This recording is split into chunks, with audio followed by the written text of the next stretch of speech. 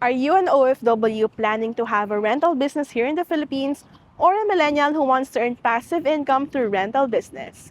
If yes, then this video is for you.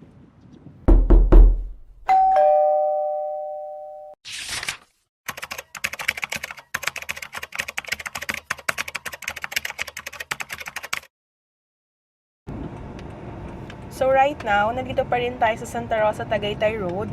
And on my left part, nakikita nyo dyan yung Walter Mart dito sa may Santa Rosa, Laguna. And kapag diniretso mo yan, the famous amusement park, Enchanted Kingdom. And just want to share lang din, on the right part is our mid-residential project by SMDC. That is the Calm Residences. So ito yung mga condo na meron dito sa Santa Rosa. And madadaanan mo tong SMDC if you are going to Zadia. So, 'di ba? Ngayon nagkakaroon na ng mga condos dito sa Santa Rosa, Laguna. Pero si Zadia pa din yung isa sa mga first dito sa may Santa Rosa na condominium. So, as you can see, no, nag-invest na dito si SMDC, and that's why it's a booming place for investors. And on my right part, you can see here one of the largest company rin dito ni Coca-Cola. Dito mo rin siya matatagpuan sa Santa Rosa to Tagaytay Road when you are going to Zadia. So that is the Coca-Cola company. And dito na magi-start yung mga famous brands ng mga sasakyan. We have here on the left side, the Toyota. And later on, 'di ba, marami pa diyan sa unahan sa may malapit sa may Greenfield City. So as you can see guys, sa right part ng video is nandito yung some of the famous na mga car companies. So natabunan lang tayo ng mga sasakyan, but nandyan sila sa right part. Ayan. So we are now inside Greenfield City and papunta na tayo ngayon kay Zadia. So on the left part, so let's just make a left turn. Isasalubong na agad sa inyo yung buildings or towers ni Zadia. So grabe, 'di ba? Sobrang gandang pagmasdan ng towers ni Zadia. So very open yung spaces niya and sobrang daming greenery. So yun talaga yung signature ni Greenfield Development kasi nga yung hashtag nilang Greenspiration. So ngayon naman itutour ko kayo sa mga buildings or sa towers ni Zadia. And of course, just a little background lang din sa project natin. Ayan, di ba? Ang ganda-ganda ng properties natin dito sa Greenfield. So, ayan, makikita nyo na yung signage na Zadia. Hi guys! So we are here in one of the fastest selling condominium here in Greenfield City and Santa Rosa, Laguna. Welcome to Zadia. So as you can see, no, facade pa lang ng property, very open spaces and full of greeneries. And consistent every towers, back and forth. So merong natural plants that are being taken care of by the developer. So speaking of developer guys, the developer of Zadia is Greenfield Development Corporation. So they are a subsidiary company of Del Monte and Unilab, and they have a long history in real estate development. So before we continue on our tour, just a quick share lang. So Zadia started on its first tower last 2022, and by that time, meron pang 10% discount sa mga buyers on the launching day. And right now, meron na tayong towers 1, 2, and 3. And dito naman, sa Tower 4, which is you can see behind me, dito i-establish ang Tower 4 ni Zadia. And right now, ang price na dito is 4.5 to 5 million pesos. And imagine the return of investments nung mga bumili by that time, nung mga launching day pa lang ni Zadia. So by that time, 2.2 million lang nila nakuha, and right now 4.5 million na yung price ni Zadia. So yung return of investment is nag-double. But if you're planning to invest kay Zadia, it's never too late. So don't be discouraged na bumili because right now we are still on the pre-selling ng 4th tower, and the good news pa dito is open na yung 7th floor for the amenity view. So 'di ba? And right now soon magkakaroon na rin tayo ng 5th tower. That's why it's never too late to invest in Zadia. So this will be a good value for your money, especially that this project is located in a master plan community and the central business district in Santa Rosa, Laguna. And the close proximity that it has to the malls, lifestyle centers, schools, universities, and hospitals, which is very important. If you're familiar with the University of Santo Tomas in Manila, so they have built their campus here in Laguna. So the UST Laguna campus is now established here in Santa Rosa, Laguna. It is a 40 hectares development which doubled the size in Manila. The new UST campus envisioned to intensify the research activities of UST Manila by becoming a technological and innovative hub in Laguna.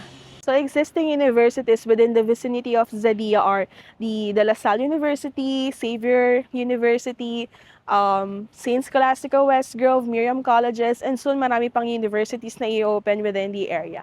And imagine by that time, no, kapag fully functional na yung mga schools and universities, if ever na meron kang unit dito kay Xadia, hindi mo na kailangan mag-dorm. And also, this is a good investment, especially if merong mga students na naghahanap ng kanilang matutuluyan. So, for example, fully functional na yung universities dito, no? So, I'm sure it will have a great impact sa price ni Xadia.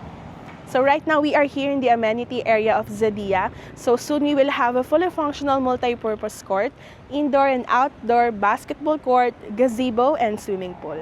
So with Xadia's security and facilities naman, you don't have to worry much, especially that they have a 24/7 security services, fire alarm and sprinklers, so in case, diba? And the standby power supply, so in case na mag-brown out, and very important yung garbage disposal nila. So meron silang waste management dito kay Xadia. So hi again guys, so right now naman, nandito naman tayo sa main lobby ni Xadia, which is air-conditioned. Every towers will have their own main lobby. And dito pa lang, di ba, makikita mo na yung hashtag Greenspiration nila. Meron ditong mga natural plants na talaga namang minemaintain ng ating maintenance team. So ngayon naman ipapakita ko sa inyo yung one unit na pinagkatiwala sa atin ng ating client na ipaparent niya. So tara, akyat tayo.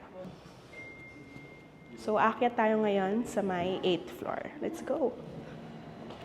So, dito kay Xadia, so dalawa yung elevator niya. This one na pinasukan natin is the service elevator, and meron din ditong passenger elevator which is nandun sa kabila. So, that is a scenic elevator because meron siyang glass. So, you can see or witness the Greenfield City and Tagaytay view.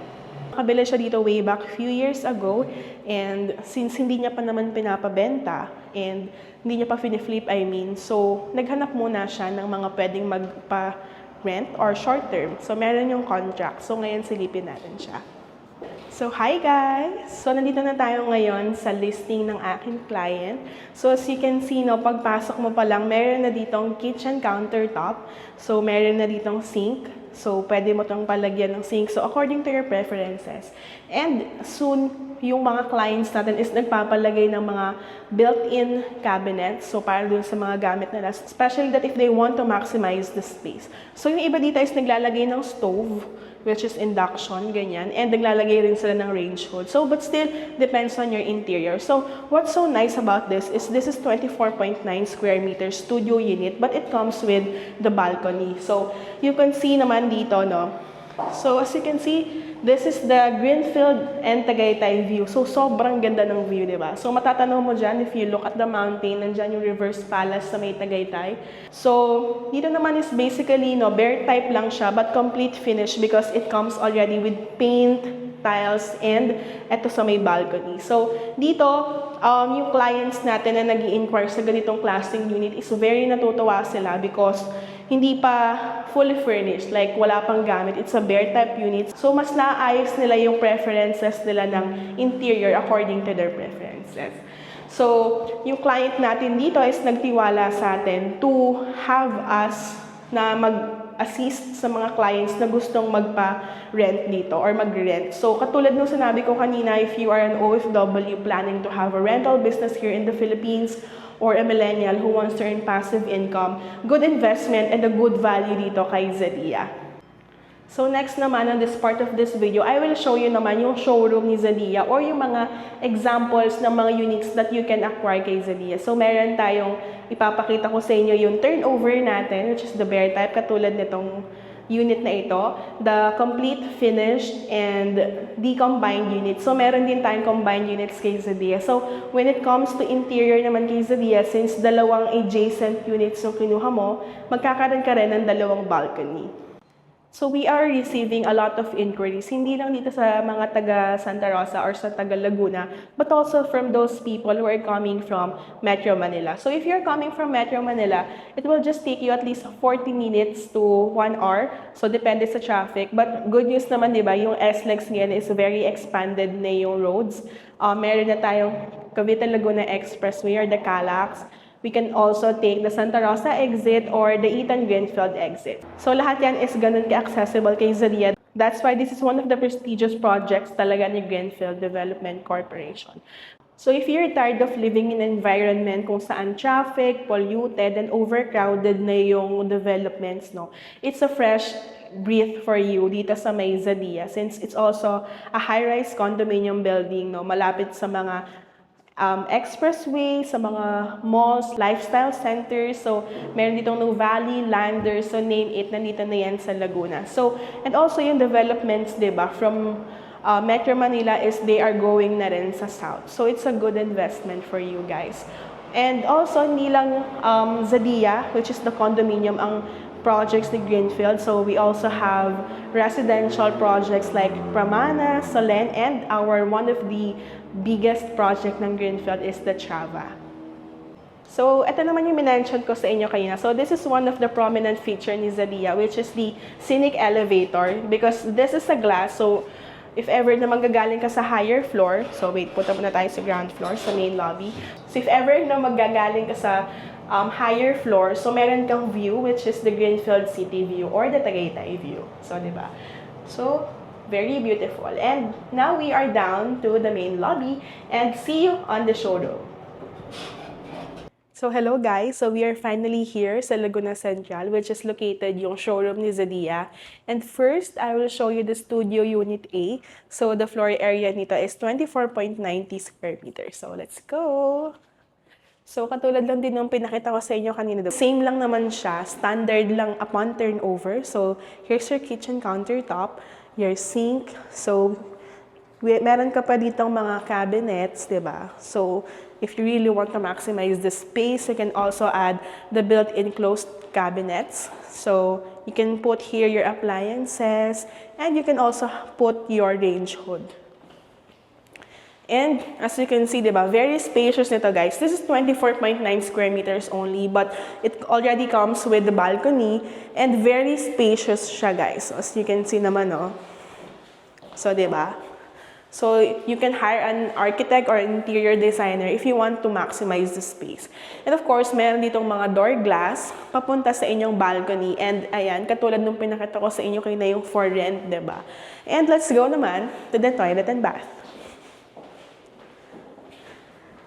So this is the standard delivery unit. So as you can see, meron na ditong toilet and the shower area. So wala pa siyang gamit, but I will show you the other unit which is meron na siyang design. So let's go. Next video.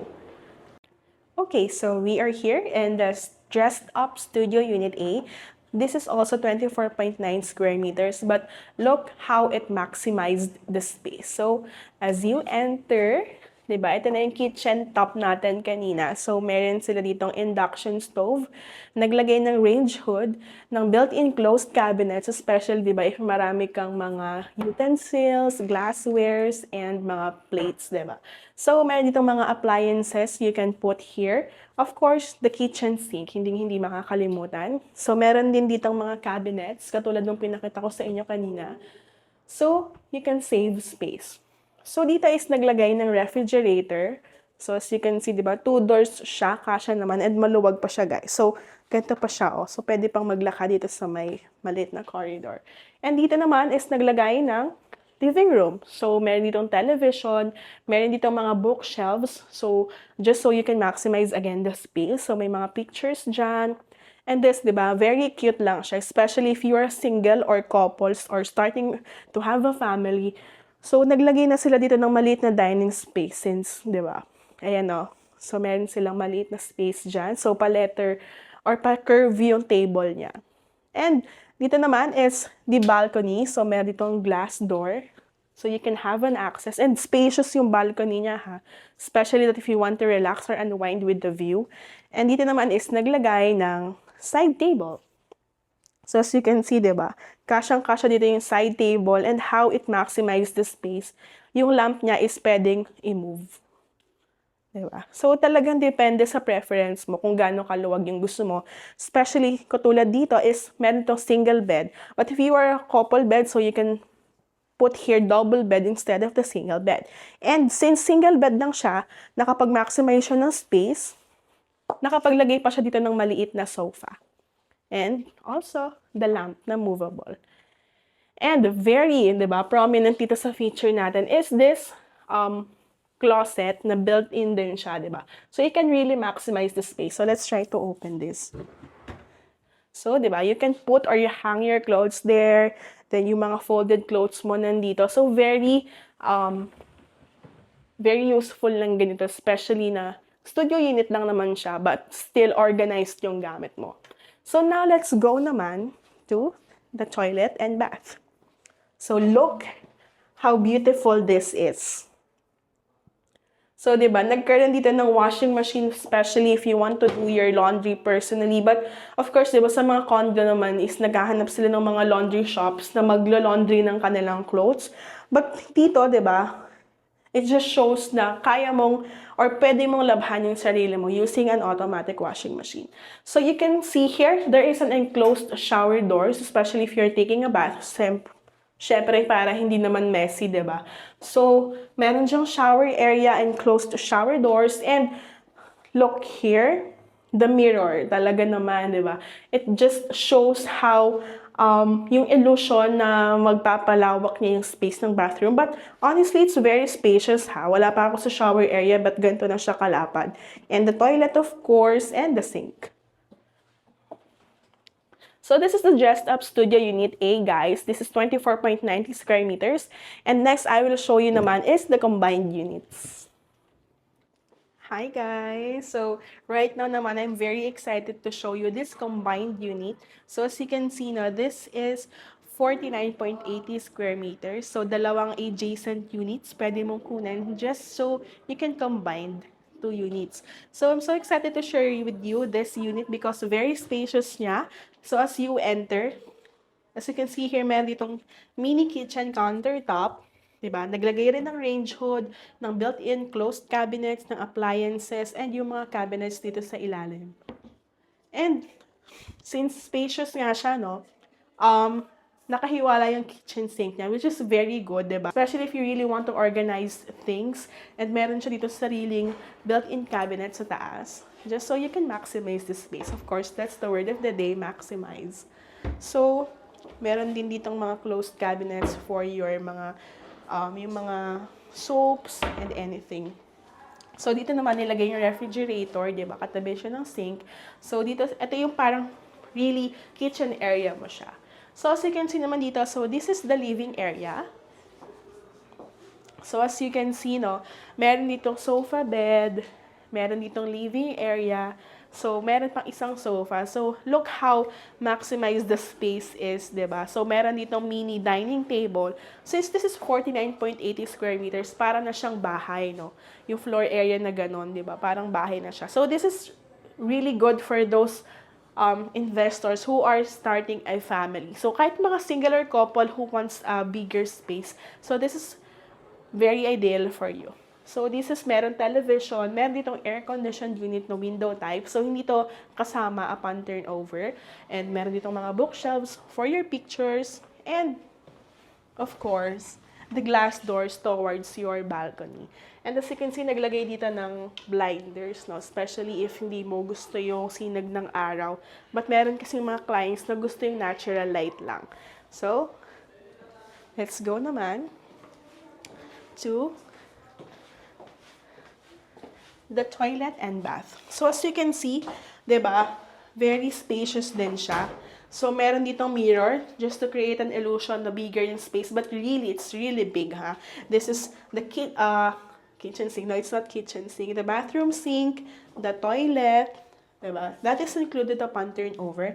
And dito is naglagay din ng enclosed shower doors para sa mga mag-shower, of course. But this is optional, guys. It still depends on your preferences. But if you want to get, if you don't want to get messy when you are taking a bath, you can put these. And meron akong surprise sa inyo, guys. Okay? Dahil dito, from the bathroom, you can have an access to the mini walk-in closet, di ba? Very excited ako to show you because if I were to choose a unit, talagang combined units yung kukunin ko, especially if kaya naman, no? And this is a door, di ba? So, guys, this is really depends on your interior preferences. But this is the interior or the showroom ni Zadia. So, meron ditong cabinets, di ba? So, mini walk-in closet siya. Oops. So, dito rin, meron dito. So, pwede rin lagyan ng shoe. So, katulad lang din to doon sa may studio unit. Diba? So, look how spacious it is. So, ang galing, diba? Nagkaroon siya ng access from the bathroom towards the bedroom. Because right now, we are here in the bedroom. So, as you can see, meron ditong study table. Naglagay siya ng lamp. And ng upuan. Meron pang space dito for your pictures. Meron ditong bookshelves or frame. And meron pa dito maliit na table. So, you can put your televisions here. So, depending on your preferences. And hindi ko lang kung napansin nyo, guys, ha. Since two adjacent units siya or two combined units, nagkaroon ka rin ng balcony sa bedroom. 'Di ba? Since two studio unit na merong tig-isang balcony, nagkaroon siya ngayon ng dalawang balcony because pinag-combine siya. So, that is the good news for combined units. You can have a spacious unit and two balconies. So, this is the master's bedroom. So, nagkaroon ito ng mas malaki na yung bed niya, mas malaki na yung bed frame. Nagkaroon ng side table and yung lamps. So, that's it, guys. 'Di ba? So, if I were to choose talaga, I will choose naman, especially if kaya naman, itong combined unit. Because, syempre, if you want to move into a bigger space, so this is ideal for you. So, that's it, guys. That's the end of my vlog. So, if you want to live in a community like this and you want to secure your unit here in Zadia, you can like this video and leave a comment below, or you can message me in the numbers flashed on the screen, 0926-547-8708.